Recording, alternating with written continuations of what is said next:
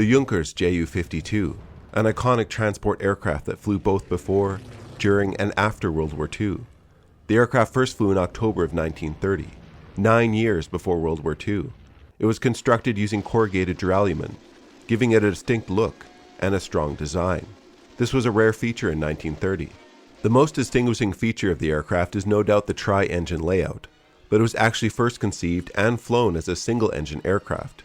At the height of its production, in the late 1930s and early 40s, Nazi Germany would produce thousands.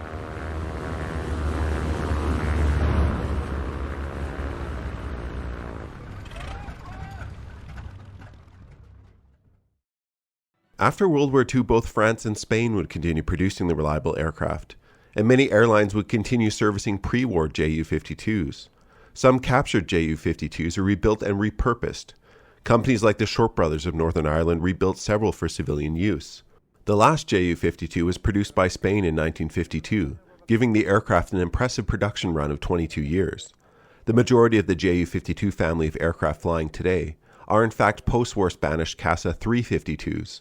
Of all variants, 4,845 have been produced, and there are several dozen surviving today in various conditions, many of which are airworthy, and they've made their way into a few dozen movies, though some questionable CGI or models are shown on film too.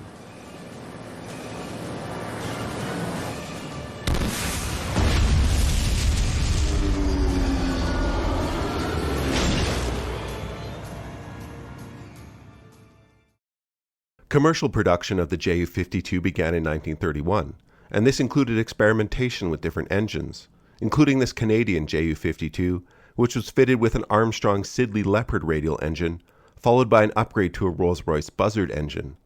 The aircraft was affectionately referred to as the Flying Boxcar, a name shared by several aircraft over the years. Ju-52s were useful in countries like Canada, as they could fly to remote locations. They were easily fitted with skis or floats. Though a single engine was deemed to be underpowered and dangerous, with no engine to fall back on in case of an engine failure.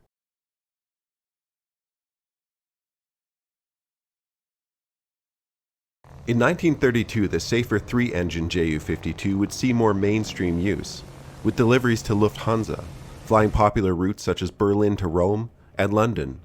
Typically, the aircraft used a BMW radial engine, but its long lifespan saw its use with many engines, from Alfa Romeo to American Pratt & Whitney engines.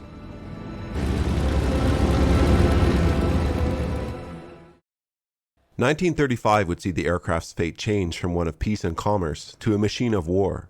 The Nazi government would partially seize control of the Junkers Company in 1935, though the aircraft's first use in a military role would not be for the German government, but actually in the Colombia-Peru War, as a float plane and bomber.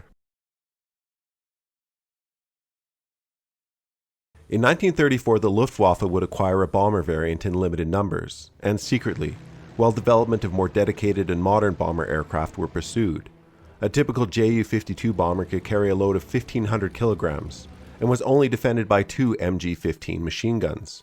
The aircraft would be useful in training bomber crews and developing bomber doctrine, but was obsolete by the start of World War II. Luckily for the Luftwaffe, the bomber variants were easily converted back to transport aircraft, when more modern bombers like the Ju-86 or HE-111 came into production.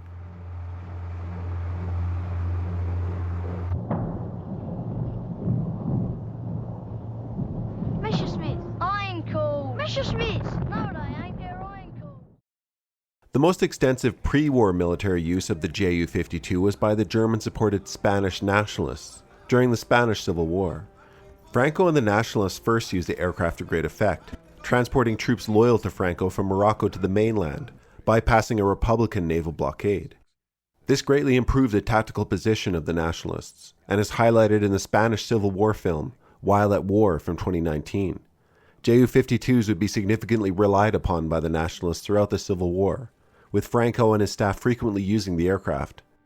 The Ju-52 also participated in one of the most infamous early bombing raids on civilians, at Guernica in northern Spain.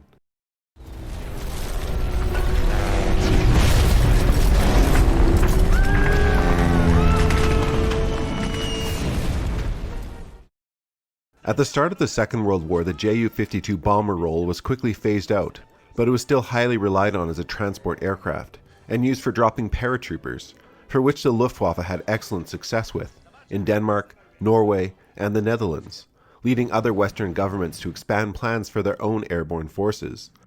The Ju-52 was also capable of towing 2 DFS-230 gliders and paradropping equipment. On May 20th, 1941, hundreds of Ju-52s dropped paratroopers on the British-held island of Crete. This was the last large-scale paradrop by German forces. 1/4 of the paratroopers were lost in the invasion.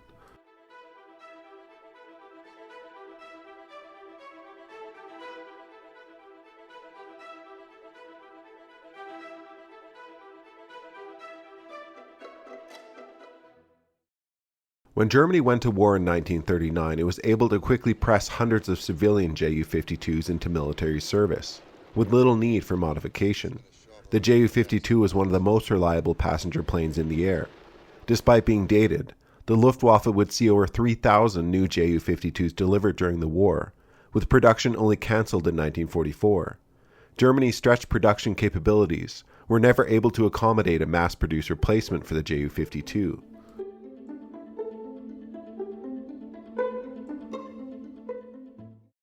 Though the Ju-52 was reliable, it was lightly armored, and had a top speed of only 265 kilometers an hour, half the speed of a contemporary Hawker Hurricane, so it was an easy aircraft to intercept.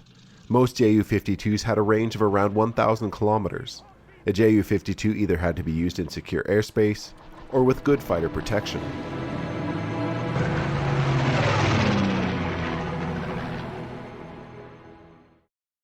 Though throughout the war, many Ju-52s were pressed beyond their abilities. At Stalingrad, during a desperate resupply of the encircled German Sixth Army, many were shot down flying with little protection. Many further still were shot down filled with evacuated wounded. These desperate evacuations are highlighted in the brilliant but disturbing Stalingrad from 1993.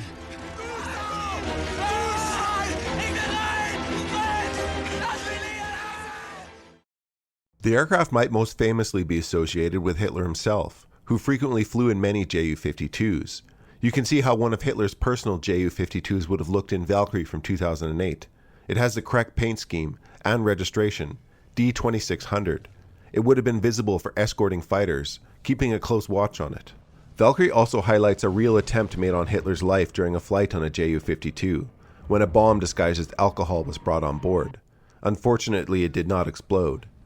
This genuine Ju-52 featured in the film sadly crashed into a mountain on August 4, 2018.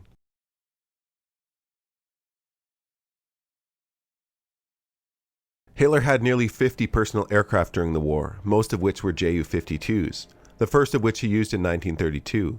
Hitler flew most of his cabinet and war staff in Ju-52s, which would have included events such as the Berlin 1936 Olympics.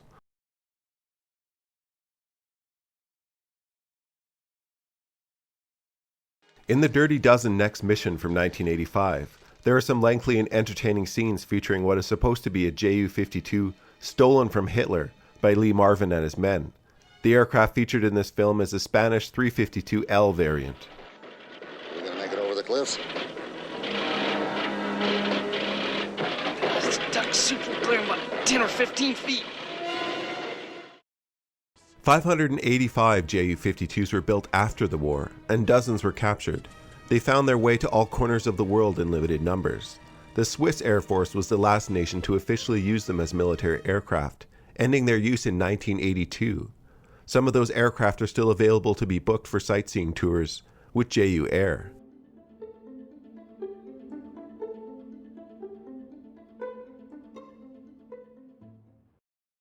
Alright, I'm Johnny. Thanks for watching this brief on the Junkers Ju-52. As always, if you want to expand on the subject, please do so in the comments section. Have a nice day, and I hope to see you in the next one.